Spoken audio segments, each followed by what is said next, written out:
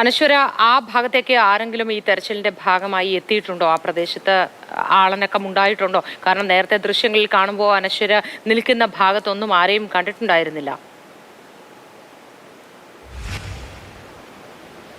മോത്തി ഈ പറഞ്ഞതുപോലെ കുറച്ച് പോലീസ് ഉദ്യോഗസ്ഥരും NDRF സംഘങ്ങളും അതുപോലുള്ള ചില രക്ഷാപ്രവർത്തകരും ഒക്കെ ഇവിടെ എത്തിയിട്ടുണ്ട്.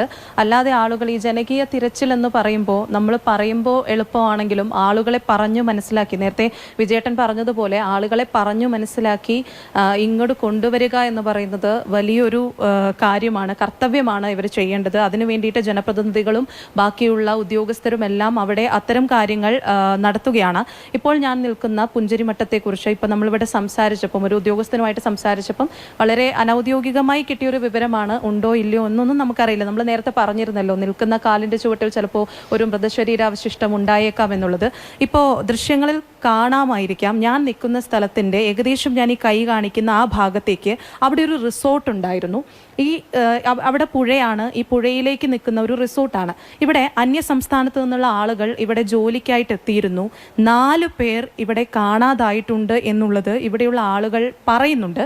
അപ്പോൾ ഈ 4 പേര് ഇവിടെ ഉണ്ടാകാം എന്നുള്ള ഒരു നിഗമനത്തിലേക്ക് അവർ എത്തുന്നുണ്ട്. പക്ഷേ എനിക്കറിയില്ല അവരെ എങ്ങനെയാണ് കണ്ടുപിടിക്കാൻ കഴിയുക. ചിലപ്പം ഞാൻ നിൽക്കുന്ന ഈ സ്ഥലം എന്ന് പറയുന്നത് ഇപ്പം കല്ലും മണ്ണും മാത്രമേ ഉള്ളൂ. പക്ഷേ ഇത് നിറയെ വീടുകളും ഇവിടെ ഒരു റോഡ് ഉണ്ടായിരുന്നു. ഇതിനടുത്ത് ചില കടകൾ, അടുത്തടുത്തുള്ള കടകളാണ്. നമ്മുടെ നാട്ടിലൊക്കെ അടുത്തടുത്തുള്ള നമ്മളൊക്കെ പറയില്ലേ കുമ്മട്ടി കടകൾ എന്നൊക്കെ പറയുന്നത്, അതുപോലെ ആളുകളൊക്കെ ചെറിയ സാധനങ്ങളൊക്കെ വാങ്ങാൻ വേണ്ടിയിട്ടൊക്കെ വരുന്ന അങ്ങനത്തെ കുറേ കടകൾ ഉണ്ടായിരുന്നു, വീടുകൾ ഉണ്ടായിരുന്നു. അതിനിപ്പുറവശം പുഴയാണ്, പുഴയോട് ചേർന്ന് റിസോർട്ട്. അങ്ങനെ ആളുകൾ ഇവിടെ ഒരുപാട് സ്ഥലത്തു നിന്നൊക്കെ ആളുകൾ എത്തിയിട്ടുണ്ടായിരുന്നു. നമ്മൾ ഡോക്ടർമാരൊക്കെ റിസോർട്ടിൽ വന്ന കാര്യങ്ങളും അവർ രക്ഷപ്പെട്ടതും അവരിതിൽ പെട്ടുപോയതൊക്കെ നമ്മൾ കേട്ടിരുന്നല്ലോ. അപ്പം അങ്ങനെയുള്ള ആളുകൾക്ക് വേണ്ടിയിട്ട് ഇവിടെ ജോലിക്കാരായിട്ട് നിന്നതും അന്യ സംസ്ഥാനത്തു നിന്നുള്ള ആളുകളും ഉണ്ടായിരുന്നു. അപ്പം അത്തരത്തിലുള്ള 4 പേര് ഈ ഒരു ലൊക്കേഷനിൽ ഉണ്ട് എന്നുള്ളതാണ് അവരിപ്പോഴും വിശ്വസിക്കുന്നത്. പക്ഷേ ഇങ്ങനെയൊരു തിരച്ചിലിനായിട്ട് സംഘം ഇവിടെ എത്തുകയും അവിടെ നോക്കുകയും ചെയ്താൽ മാത്രമേ നമുക്കത് സ്ഥിരീകരിക്കാൻ പറ്റുള്ളൂ. ഇതൊരു നിഗമനം എന്നുള്ള തരത്തിൽ മാത്രമാണ് പറയുന്നത്.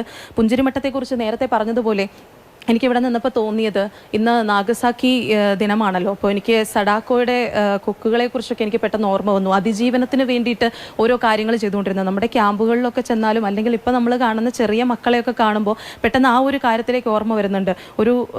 ഒരു ദുരന്തത്തിൻ്റെ ബാക്കി പത്രം എന്നുള്ള തരത്തിൽ. എനിക്കിപ്പം വേറൊരു കാര്യം കൂടി, നമ്മൾ സ്കൂളിൽ ക്യാമ്പുകളുടെ ഭാഗത്തു കൂടി ഞങ്ങൾ വന്നപ്പം അവിടെ കുട്ടികളൊക്കെ പുസ്തകങ്ങളൊക്കെ എടുത്ത് ഇങ്ങനെ ഇരിക്കുന്നുണ്ട്. നമ്മൾ സാധാരണ പ്രകൃതിയെ വരയ്ക്കാൻ പറയുമല്ലോ, ചെറിയ ക്ലാസ്സിൽ പഠിക്കുമ്പോൾ പ്രകൃതിയെ വരയ്ക്കാൻ പറയുമ്പോൾ ഉറപ്പായിട്ടും ഈ കേൾക്കുന്ന ആളുകൾ നമ്മളൊക്കെ വരച്ചിട്ടുണ്ടാകും. ഒരു വീടുണ്ടാകും, ആ വീടിന് ചുറ്റും പുറകിലൊരു കുന്നുണ്ടാകും, അവിടെ ഒരു സൂര്യൻ ഉദിച്ച് നിൽക്കുന്നുണ്ടാകും. ആ കുന്നിൽ നിന്ന് ഇങ്ങനെ ഒരു പുഴ ഒഴുകി ഇങ്ങനെ വരുന്നുണ്ടാകും. ആ പുഴയുടെ തീരത്ത് പ്രകൃതി രമണീയമായ കുറേ സംഭവങ്ങൾ ഉണ്ടാകും.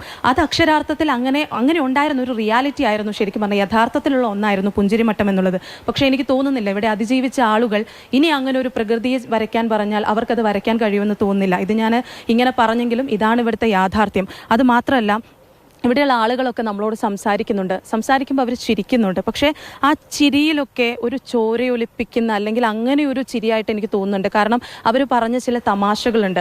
ഞങ്ങൾ ഇനി ഉണ്ടാക്കുന്ന കാശൊക്കെ നമുക്ക് മീസാൻ കല്ലുകൾ വാങ്ങാൻ വേണ്ടിയിട്ട് കാശുണ്ടാക്കാമെന്ന്. കാരണം ഇന്നിവിടെ വന്ന് തിരയുന്ന സമയത്ത് ആളുകളെ കിട്ടുമെന്നാണല്ലോ അവരുടെ പ്രതീക്ഷ.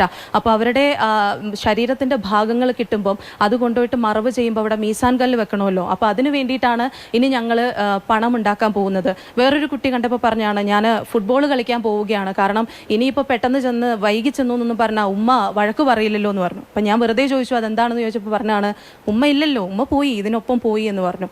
അപ്പോൾ നമ്മുടെ ഇതിലേക്കൂടി ഇങ്ങനെ ഒഴുകിപ്പോയവരിൽ അങ്ങനെ ഒരുപാട് ജീവനുകൾ ഉണ്ടായിരുന്നു. ഇനി വന്ന് തിരച്ചിൽ നടത്തണം. ഇപ്പോൾ അതിൻ്റെ പ്രാരംഭഘട്ടം എന്നോണം അവിടെ നിന്നുള്ള കുറച്ച് ആളുകളൊക്കെ വന്നിട്ടുണ്ട്. പക്ഷേ ഇനി ഉറ്റവരെ തേടി ആ ബന്ധുക്കൾ എത്തുന്ന ആ രംഗം ഇപ്പോഴേ ഓർക്കാൻ വയ്യ എന്നുള്ള തരത്തിലാണ് നമ്മളൊക്കെ നിൽക്കുന്നത്. കാരണം കൂടെ പിറന്നവരായിരിക്കാം, ഉറ്റവരായിരിക്കാം. നമ്മളൊക്കെ നമ്മളുടെ ആര് നഷ്ടപ്പെട്ടു പോയാലും അവരുടെ ഒരു ഫോട്ടോ എങ്കിലും നമുക്കൊപ്പം ഉണ്ടാകും. നമ്മളെല്ലാ വർഷമൊക്കെ ആദരാഞ്ജലികൾ എന്നെങ്കിലും പറഞ്ഞിടും. പക്ഷേ ഈ പറഞ്ഞു പോയ ഈ 415 പേരോ അല്ലെ കാണാതായവർക്കൊന്നും അവരുടെ ഒരു ഉറ്റവർക്ക് അവരുടെ ഒരു ഫോട്ടോ പോലും ഉണ്ടാവില്ലല്ലോ. സ്വന്തമായിട്ടൊരു രേഖ പോലും അവശേഷിപ്പിക്കാത്തവർ എങ്ങനെയാണ് കൂടെയുള്ളവരുടെ ഫോട്ടോ പോലും ഉണ്ടാവുക എന്നുള്ളതാണ് ഞാൻ ആലോചിച്ച് നോക്കുന്നത്. അപ്പോൾ അങ്ങനെയുള്ള ഒന്നും അവശേഷിപ്പിക്കാതെ പോയവർക്ക് ഇനി ശേഷിക്കുന്നത് ഇവിടെ നിന്ന് കിട്ടുന്ന ഒരു ശരീരാവശിഷ്ടമോ അല്ലെങ്കിൽ അങ്ങനെ എന്തെങ്കിലുമാണ്. എന്നിട്ട് എല്ലാവരെയും കൊണ്ട് ഒരു സ്ഥലത്ത് അവിടെ മറവ് ചെയ്യും, സംസ്കരിക്കും, അവിടെ ചെന്ന് അവർ പ്രാർത്ഥിക്കും.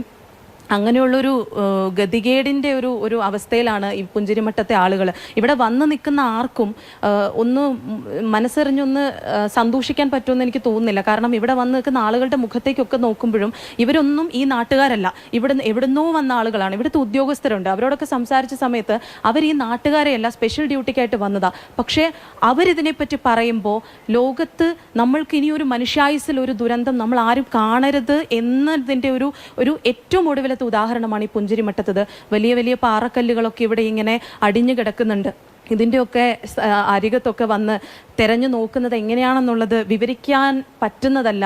ഇനി എന്തായാലും ആളുകളെ അവിടുന്ന് കൊണ്ടുവന്നാലും കുറച്ച് ആളുകളെയല്ലേ കൊണ്ടുവരുള്ളൂ. അപ്പോൾ ഈ തിരച്ചിൽ ഇന്നുകൊണ്ടൊന്നും പൂർത്തിയാകുമെന്നൊന്നും തോന്നുന്നില്ല. 11 മണിയാകാൻ ഇനി കുറച്ച് സമയമുള്ളൂ. അപ്പോൾ എങ്ങനെയാണ് ഇതിൻ്റെ നടപടിക്രമങ്ങൾ എന്നുള്ളത് ഇതുവരെയും തീരുമാനമായിട്ടില്ല. ഇനി ആളുകൾ വന്നാൽ മാത്രമേ അങ്ങനെയുള്ള കാര്യങ്ങൾ അറിയാൻ കഴിയുകയുള്ളൂ. പുഞ്ചിരിമട്ടത്തുനിന്ന് നേരത്തെ പറഞ്ഞതുപോലെ തന്നെ നിരാശയുടെ ഒരു ദുരന്തത്തിന്റെ ബാക്കി പത്രം മാത്രമേ പുറത്തേക്ക് കാണിക്കാനുള്ളൂ. മുത്തി ശരി. അനശ്വര പറഞ്ഞതുപോലെ മീസാൻ കല്ലുകളെ കുറിച്ച് പറഞ്ഞപ്പോൾ ഞാൻ ഓർത്തത്, നമ്മൾ ഈ ദുരന്തം നടന്ന തൊട്ടടുത്ത ദിവസങ്ങളിൽ എനിക്കും ഇത് തന്നെ തോന്നിയിരുന്നു.